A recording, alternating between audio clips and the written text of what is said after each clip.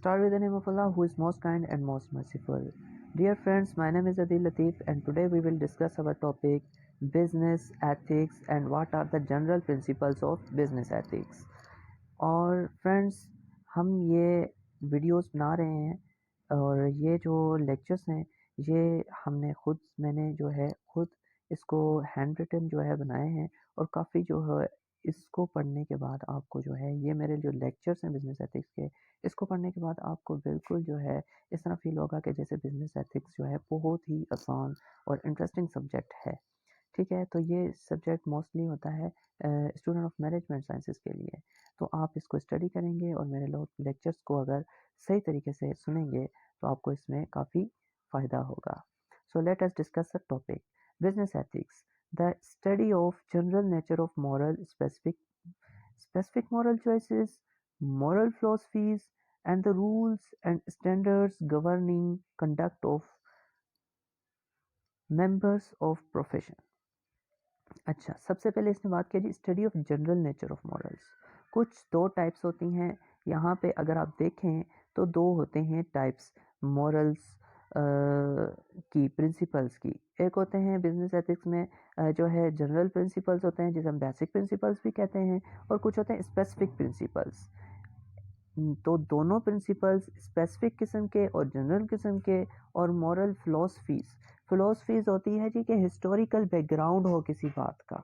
ठीक है, वो मॉरल्स जिनका पीछे से कोई बैकग्राउंड हो, जैसे कि हमें जो है पीछे से हम हमारे बाप दादा से सुनते आ रहे हैं कि भाई सच बोलना एक अच्छी बात है, झूठ बोलना बुरी बात है। तो ये हो गया जी मॉरल फिलोसफी, पीछे एक इसकी कोई ना कोई फिलोसफी या लॉजिक ज़रूर होगी। ठीक है, द रूल्स एंड स्टैंडर्ड्स, ऐसे रूल्स होते हैं, कवानीन होते हैं और स्टैंडर्ड्स होते हैं जो कि गवर्न करते हैं, रहनुमाई करते हैं conduct of members of profession. Means के वो लोग जो कि किसी खास प्रोफेशन से जो है ताल्लुक़ रखते हैं, किसी ऑर्गेनाइजेशन में एम्प्लॉई हैं, कोई काम कर रहे हैं, तो उनकी जो कंडक्ट मींस लाइफ स्टाइल। ठीक है, तो उनको किस तरह से बाकी लोगों के साथ बिहेव करना है, कौन सा लाइफ स्टाइल अडॉप्ट करना है, किस तरीके से उन मीटिंग्स में शामिल होना है, और जो है अपने बॉस के साथ बात करनी है या बॉस को जो है एम्प्लॉयज़ के साथ बात करनी है। ये सारी चीज़ें हमें कहाँ से, ये गवर्निंग मीन्स गाइडलाइन कहाँ से मिलती है? ये बिजनेस एथिक्स से हमें मिलती है, जो कि बहुत इम्पोर्टेंट है subject business point of view से, या बिजनेस के रिलेटेड जो भी हमारे स्टूडेंट्स हैं मैनेजमेंट के, इसको स्टडी करना बहुत लाजमी है। So let us discuss few principles of business ethics. ठीक है, तो बिजनेस एथिक्स हमने पढ़ लिया इससे प्रीवियस लेक्चर में बड़ी डिटेल से कि it is the difference between right and wrong behaviour. ठीक है, तो वो प्रीवियस वीडियो भी लाजमी देखें ताकि आपको और ज़्यादा नॉलेज हो। सबसे पहले हम पढ़ रहे हैं जी basic principles. For the several business need to earn the profit.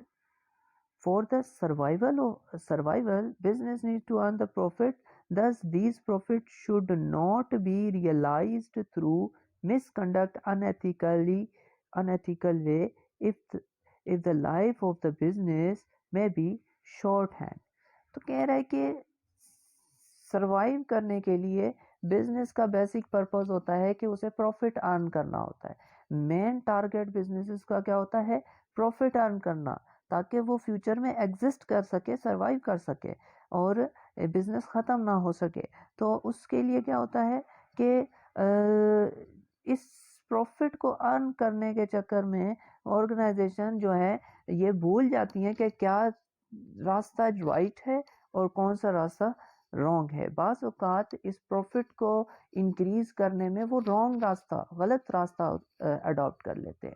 Customer को धोखा दे देना, ठीक है, सही गाइडलाइन प्रोवाइड ना करना और उन कस्टमर्स को जो है मिसलीड करना, मिसगाइड करना, ठीक है, और बहुत से स्कैम्स वगैरह करना, ठीक है, अपनी जो फाइनेंशियल रिपोर्ट को छुपाना, ठीक है, तो इस कॉपी पेस्ट करना, किसी के नोट्स, किसी की कोई इस तरह के प्रोडक्ट के फीचर्स को कॉपी कर लेना, ठीक है, और फिर जो है इस तरह से जो है गलत रास्ता चूज़ करके तो प्रॉफिट अर्न करना बिजनेस एथिक्स कहता है कि इट इज़ अनएथिकल, कि आप एक बिजनेस ऑर्गेनाइजेशन में प्रॉफिट जनरेट कर रहे हैं और वो भी गलत रास्ते से या गलत तरीके से, तो इट इज़ नॉट अलाउड। पहला प्रिंसिपल ये था। नेक्स्ट हम कर रहे हैं जी, नेक्स्ट अगर हम बात करें तो यहाँ पे है जी macro environment optimum utilisation resources के एक बिजनेस ऑर्गेनाइजेशन को क्या करना चाहिए कि अपने रिसोर्सेज को कम से कम इस्तेमाल करे और उनसे से ज़्यादा फ़ायदा उठाना क्या होता है, optimum utilisation of resources. Input कम यूज़ करे और उससे ज़्यादा आउटपुट निकले। ठीक है, जैसे कि हम कह सकते हैं एग्जांपल के रिसाइकलिंग ऑफ द प्रोडक्ट्स, के वो जो प्लास्टिक की बोतल्स हैं एक बार यूज़ हो गई, उनको दोबारा से रिसाइकल करके और मार्केट में इंट्रोड्यूस करवाना। ठीक है, और इससे कॉस्ट भी कम लगेगी। और इंश्योर एक्यूरेसी, इंश्योर एक्यूरेसी क्या होती है कि भाई एक्यूरेसी कंपनीज को मेंटेन करनी चाहिए। बाज़ औक़ात कंपनीज एक्यूरेसी पैकेजिंग में, क्वालिटी में और उसकी जो वेट है उस प्रोडक्ट का, उसमें जो है वो क्वालिटी मेंटेन नहीं करते, तो वो इनएक्यूरेसी होती है, वो एक अनएथिकल कंडक्ट है, मिसकंडक्ट है या अनएथिकल वे है, रास्ता है जिसके ज़रिए प्रॉफिट अर्न किया जाता है। जैसे कोकोमो, कोकोमो ने क्या किया, 5 रुपए की कोकोमो थी और उसमें पहले 4 आते थे बिस्कुट्स, अब जो है इन्होंने 3 बिस्कुट इंट्रोड्यूस करवाए, तो उससे क्या हुआ, उसकी क्वालिटी, उसकी वेट जो है कोकोमो का भी कम हो गया और उसमें जो है इनएक्यूरेसी आ गई। ठीक है, तो यहाँ पे क्या होता है कि उन्होंने कस्टमर्स को मिसगाइड किया, मिसलीड किया। ठीक है, तो ये एथिक्स में ये चीज़ रॉन्ग कंसीडर की जाती है। कंपनीज को चाहिए कि एक्यूरेसी को मेंटेन करें। Service before the profit, service before the profit का मतलब है कि कंपनीज को चाहिए पहले सर्विसेज प्रोवाइड करें फिर प्रॉफिट की बात करें।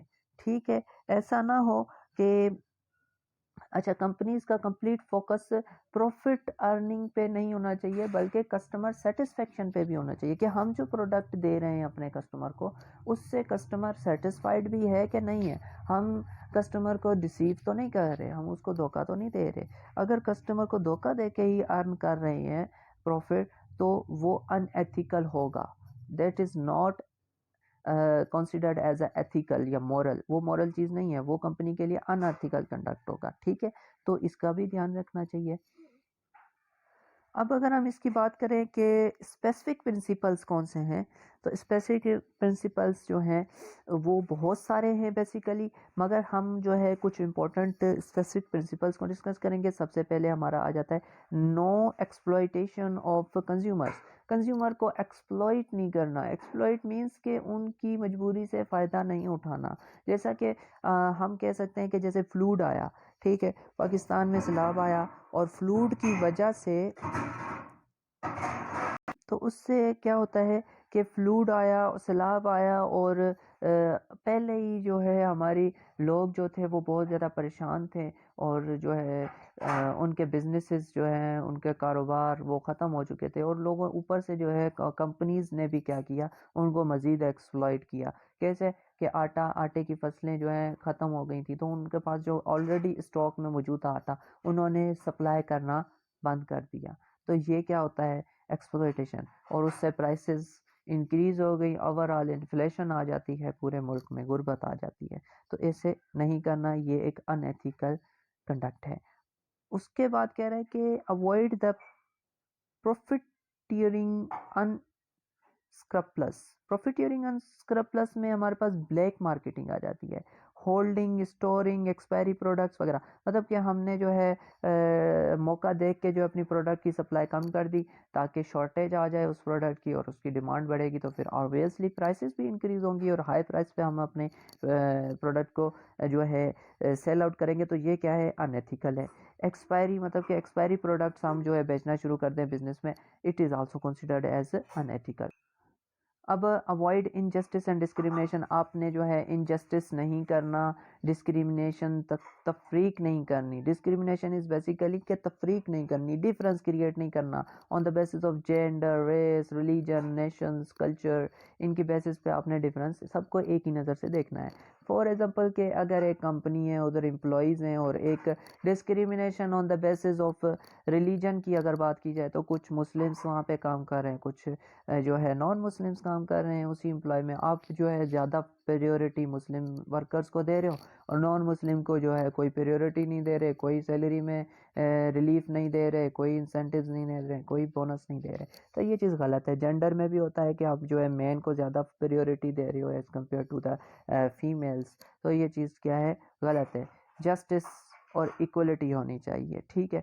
उसके बाद कहता है जी नो ब्राइब, रिश्वत और करप्शन नहीं लेनी। No expensive gifts for the commissions pay off to the peoples having the influence. कुछ लोग होते हैं जिनका बहुत ज़्यादा इन्फ्लुएंस होता है, जैसे पॉलिटिकल पार्टीज़ होती हैं, वहाँ पे जो हमारे गवर्नमेंट के लोग होते हैं, जो ब्यूरोक्रेट्स होते हैं, वो क्या करते हैं जी, कंपनियां उनको जो है गिफ्ट और तोहफे देती हैं और कुछ इस तरह से कमीशन भी दे देती हैं, और ताकि जो है हमें अलो किया जाए कि हम जिस तरह से भी कोई चीज़ एथिकल है या अनएथिकल है, राइट है या रॉन्ग है, हमें जो है फुल इजाज़त हो कि हम अपने तरीके से उस बिज़नेस को रन करें विदाउट एनी गवर्नमेंट के इन्फ्लुएंस के, गवर्नमेंट की रुकावट के बगैर। तो that is also unethical. Discourage the secret agreement, secret agreements को जो है डिस्करेज करना है। जैसे कि दो कंपनियां आपस में मिल जाती हैं, एग्रीमेंट करती हैं तीसरी कंपनी को गिराने के लिए, तो it is also unethical. Avoid monopoly means monopoly नहीं करनी है। मोनोपोली में आ जाता है कि कुछ ही कंपनीज में तीन ही, फॉर एग्जांपल के एक पाकिस्तान है और पाकिस्तान में दो ही ऐसी कंपनियां हैं जो कि जैसे कि दो ही कंपनियां हैं जो कि इलेक्ट्रिसिटी बना रही हैं, ठीक है, और वो अपनी मर्जी से प्राइस बढ़ा दे, that is also called a monopoly. तो मोनोपोली नहीं करनी, आपने फेयर रहना है, आपने जस्टिस से काम लेना है। और फिर नेक्स्ट है जी respect consumer rights, stakeholders, every person who effect from your business. तो आपने कंज्यूमर राइट्स को भी रेस्पेक्ट देना है। कौन से कंज्यूमर राइट्स होते हैं? कंज्यूमर का राइट है कि वो अपनी मर्जी की प्रोडक्ट को चूज़ करे।